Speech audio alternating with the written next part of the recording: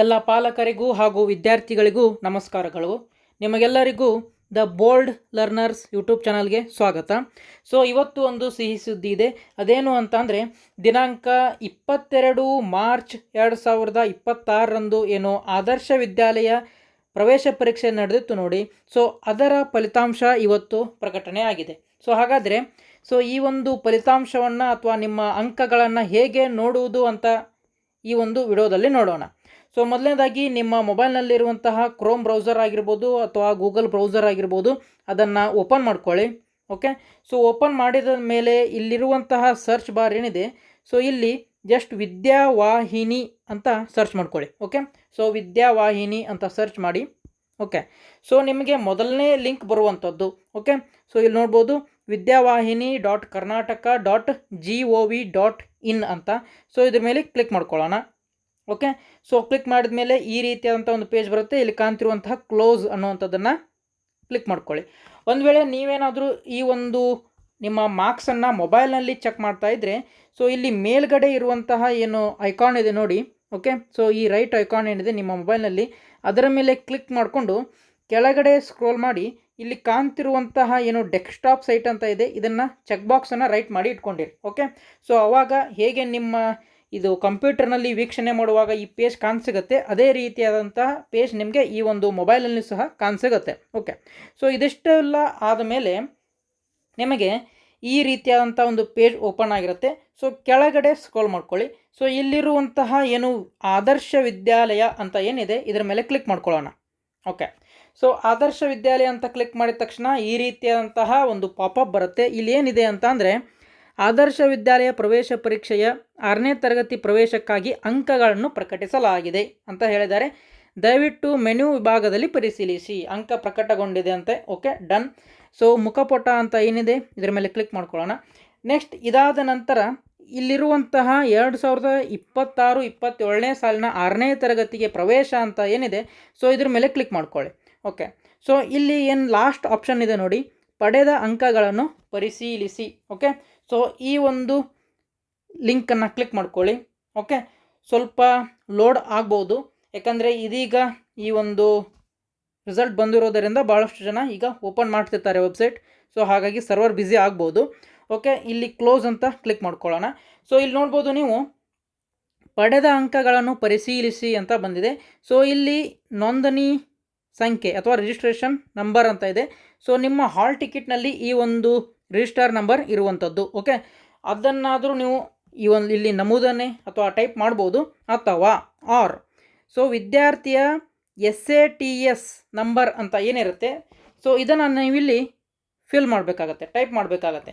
So ಈ SATS number ನಿಮ್ಮ ಆದರ್ಶ ವಿದ್ಯಾಲಯದ ಹಾಲ್ ಟಿಕೆಟ್ ಆಗಿರ್ಬೋದು, ಅಥವಾ ಅಪ್ಲಿಕೇಶನ್ ಹಾಕಲಿಕ್ಕೆ ಏನು ಫೈನಲ್ ಫಾರ್ಮ್ ಡೌನ್ಲೋಡ್ ಮಾಡ್ಕೊಂಡಿರ್ತಾರೆ ಅದರಲ್ಲಿ ಸಿಗುತ್ತೆ, ಅಥವಾ ನಿಮ್ಮ ಮಗು ದಿನಾಲು ಏನು ಶಾಲೆಗೆ ಐಡೆಂಟಿಟಿ ಕಾರ್ಡ್ ಹಾಕ್ಕೊಂಡು ಹೋಗುತ್ತೆ, ಸೊ ಅದರಲ್ಲಿ ಸಹ ಈ ಒಂದು SATS ನಂಬರನ್ನು ಪ್ರಿಂಟ್ ಮಾಡಿರ್ತಾರೆ. ಸೊ ಇದೆಲ್ಲೂ ಸಿಗಲಿಲ್ಲ ಅಂತಂದರೆ ನೀವು ಆಯಾ ಶಾಲೆಯಲ್ಲಿನ ಹೆಡ್ ಮಾಸ್ಟರ್ಗೆ ನೀವು ಕಾಂಟ್ಯಾಕ್ಟ್ ಮಾಡ್ಕೊಳ್ಬೋದು. ಓಕೆ, ಸೊ ಇಲ್ಲಿ SATS ನಂಬರನ್ನು ಎಂಟರ್ ಮಾಡಿ, ಆಮೇಲೆ ಭದ್ರತಾ ಕೋಡ್. ಓಕೆ, ಸೊ ಈ ಭದ್ರತಾ ಕೋಡ್ ಏನಿದೆ, ಸೊ ಅದನ್ನು ಇಲ್ಲಿ ಎಂಟರ್ ಮಾಡಬೇಕು. ಓಕೆ, 03513 ಅಂತ. ಓಕೆ, ಸೊ ನನಗೆ ಈ ಒಂದು ಭದ್ರತಾ ಕೋಡ್ ಬಂದಿದೆ, ನಿಮಗೆ ಬೇರೆ ಒಂದು ಭದ್ರತಾ ಕೋಡ್ ಬಂದಿರುತ್ತೆ. ಸೊ ಅದನ್ನು ನೋಡಿ ನೀವು ಇಲ್ಲಿ ಎಂಟರ್ ಮಾಡಬೇಕು. ಆ ನಂತರ ಕೆಳಗಡೆ ಕಾಣ್ತಿರುವಂತಹ ಸಬ್ಮಿಟ್ ಮೇಲೆ ಕ್ಲಿಕ್ ಮಾಡಬೇಕು. ಓಕೆ, ಸೊ ಸಬ್ಮಿಟ್ ಮೇಲೆ ಕ್ಲಿಕ್ ಮಾಡಿದ ತಕ್ಷಣ ನಿಮಗೆ ಯಾವ ರೀತಿ ರಿಸಲ್ಟ್ ಬರುತ್ತೆ ಅಂತಂದರೆ, ಈಗ ಸ್ಕ್ರೀನ್ ಮೇಲೆ ಏನು ತೋರಿಸ್ತಾ ಇದ್ದೇನೆ, ಸೊ ಈ ರೀತಿಯಾದಂತಹ ರಿಸಲ್ಟ್ ನಿಮಗೆ ಬರುತ್ತೆ. ಸೊ ಇಲ್ಲಿ ಅವರು ಯಾವ ಯಾವ ವಿಷಯಗಳಿಗೆ ಪ್ರತ್ಯೇಕವಾಗಿ ಎಷ್ಟೆಷ್ಟು ಅಂಕಗಳನ್ನ ತೆಗೆದುಕೊಂಡಿದ್ದಾರೆ ಅಂತ ಕೊಟ್ಟಿಲ್ಲ. ಬದಲಾಗಿ ಏನು ಹೇಳಿದ್ದಾರೆ ಅಂತಂದರೆ, ಇಲ್ಲಿ ವಿದ್ಯಾರ್ಥಿಯ ಹೆಸರಿರುತ್ತೆ, ನಾನು ಇಲ್ಲಿ ಬ್ಲರ್ ಮಾಡಿದ್ದೇನೆ. ಆಮೇಲೆ ವಿದ್ಯಾರ್ಥಿಯ ರಿಜಿಸ್ಟ್ರೇಷನ್ ನಂಬರ್ ಇರುತ್ತೆ. ನೋಡ್ಬೋದು, ವಿದ್ಯಾರ್ಥಿಯು 2026-27ನೇ ಸಾಲಿನಲ್ಲಿ ಆದರ್ಶ ವಿದ್ಯಾಲಯ ಆಯ್ಕೆ ಪರೀಕ್ಷೆಯಲ್ಲಿ ಗಳಿಸಿದ ಅಂಕಗಳು ಅಂತ ಇಲ್ಲಿ 55 ಇದೆ. ನಿಮ್ಮ ಮಗುವಿದು ಎಷ್ಟಿರುತ್ತೋ ಅಲ್ಲಿ ಇರುತ್ತೆ.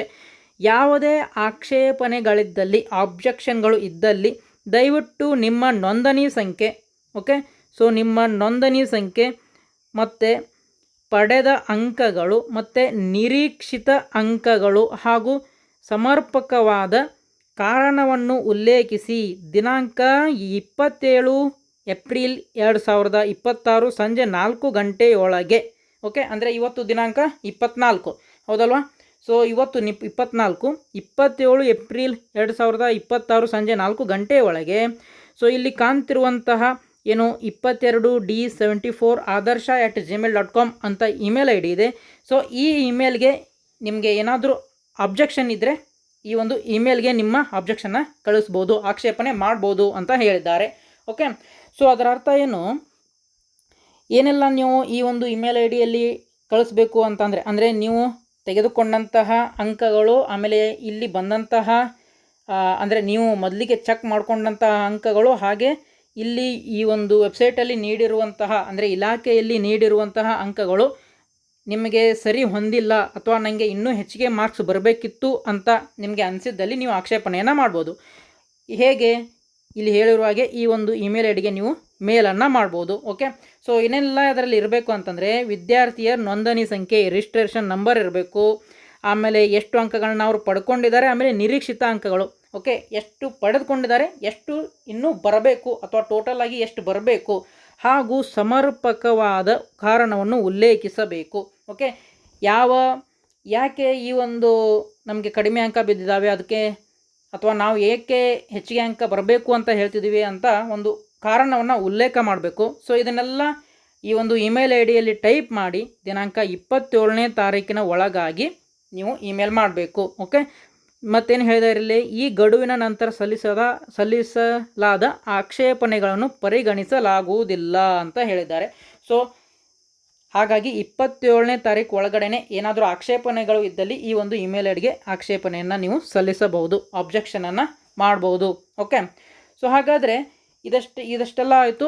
ಇನ್ನು ಮೊದಲ ಸುತ್ತಿನ ಸೀಟು ಹಂಚಿಕೆ ಅಥವಾ ಫಸ್ಟ್ ರೌಂಡ್ ಕೌನ್ಸಿಲಿಂಗ್ ಯಾವಾಗ ಇರುತ್ತೆ ಅಂತ ನೋಡೋದಾದರೆ, ಓಕೆ, ಸೊ ಆಲ್ರೆಡಿ ಅವರು ಡೇಟನ್ನು ಹೇಳಿದರು. ಸೊ ಮತ್ತೆ ನಾನು ಈ ಒಂದು ವೆಬ್ಸೈಟ್ಗೆ ಬಂದಿದ್ದೇನೆ. ಇಲ್ಲಿ ಕಾಣ್ತಿರುವಂತಹ ಏನು ಅಧಿಸೂಚನೆ ಅಂತ ಇದೆ, ಇದರ ಮೇಲೆ ಕ್ಲಿಕ್ ಮಾಡ್ಕೊಳ್ಳೋಣ. ಓಕೆ, ಸೊ ಇಲ್ಲಿ ನೋಡ್ಬೋದು ಮೊದಲಿಗೆ ಏನು ಹೇಳಿದರು ಅಂತ ಅಂದರೆ ಮೊದಲ ಸುತ್ತಿನ ಸೀಟು ಹಂಚಿಕೆ ದಿನಾಂಕ 25 ಏಪ್ರಿಲ್ ಅಂತ ಹೇಳಿದರು. ಬಟ್ ಅಂದರೆ ಇವಾಗ 24ನೇ ತಾರೀಕಿಗೆ ರಿಸಲ್ಟ್ ಬಂದಿದೆ, ನಾಳೆನೇ ಅವರು ಕೊಡೋದಿಲ್ಲ. ಯಾಕಂದರೆ ಆಕ್ಷೇಪಣೆ ಸಲ್ಲಿಸಲಿಕ್ಕೇ 27 ಏಪ್ರಿಲ್ ಮಟ್ಟ ಟೈಮ್ ಇದೆ, ಹೌದಾ. ಸೊ ಹಾಗಾಗಿ 25ನೇ ತಾರೀಕು ಅಂದರೆ ನಾಳೆ ರಿಸಲ್ಟ್ ಬರೋದಿಲ್ಲ, ಮೊದಲ ಸುತ್ತಿನ ಸೀಟು ಹಂಚಿಕೆ ಬರೋದಿಲ್ಲ, ಆಮೇಲೆ ಮೊದಲ ಸುತ್ತಿನ ಪ್ರವೇಶ ದಿನಾಂಕ ಇದನ್ನು ಸಹ ಇವೆಲ್ಲ ಚೇಂಜಸ್ ಆಗಿದೆ. ಅದಕ್ಕಾಗಿಯೇ ಇದ್ರ ಮೇಲೆ ಅವರು ಏನು ಬಾರ್ ಎಳೆದಿದ್ದಾರೆ. ಸೊ ಹಾಗಾದರೆ ಈ ಡೇಟ್ಗಳು ಚೇಂಜ್ ಆಗಿ ಬರ್ತವೆ. ಅವು ಎಲ್ಲಿಗೆ ಮೊದಲ ಸುತ್ತಿನ ಈ ಒಂದು ಸೀಟು ಹಂಚಿಕೆ ರಿಸಲ್ಟ್ ಬರುತ್ತೆ ಆವಾಗ ನಮ್ಮ ಯೂಟ್ಯೂಬ್ ಚಾನಲಲ್ಲಿ ಹಾಗೂ ನಮ್ಮ ವಾಟ್ಸಪ್ ಗ್ರೂಪ್ನಲ್ಲಿ ನಿಮಗೆ ಮಾಹಿತಿಯನ್ನು ನಾವು ತಲುಪಿಸ್ತೇವೆ. ಸೊ ಹಾಗಾಗಿ ನೀವಿನ್ನೂ ನಮ್ಮ ಚಾನಲನ್ನು ಸಬ್ಸ್ಕ್ರೈಬ್ ಮಾಡ್ಕೊಂಡಿಲ್ಲ ಹಾಗೂ ನಮ್ಮ ವಾಟ್ಸಪ್ ಗುಂಪಿಗೆ ಸೇರಿಲ್ಲ ಅಂತಂದರೆ ಆದಷ್ಟು ಬೇಗ ಸೇರಿಕೊಳ್ಳಿ. ಓಕೆ, ಸೊ ನಮ್ಮ ವಾಟ್ಸಪ್ ಗ್ರೂಪನ್ನು ಯಾವ ರೀತಿ ನೀವು ಸೇರ್ಬೋದು ಅಂತಂದರೆ ಜಸ್ಟ್ ಈ ಒಂದು QR ಕೋಡನ್ನು ಸ್ಕ್ಯಾನ್ ಮಾಡುವ ಮುಖಾಂತರ ನಮ್ಮ ವಾಟ್ಸಪ್ ಗುಂಪಿಗೆ ನೀವು ಜಾಯಿನ್ ಆಗ್ಬೋದು.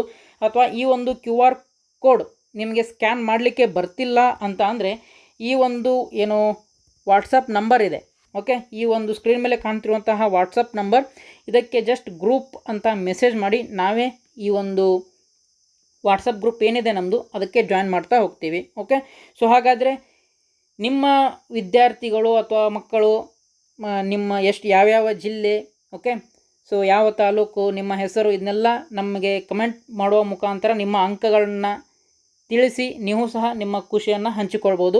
ಹಾಗಾದರೆ ಮತ್ತೆ ಮುಂದಿನ ವಿಡಿಯೋದಲ್ಲಿ ಸಿಗೋಣ. ಜೈ ಹಿಂದ್.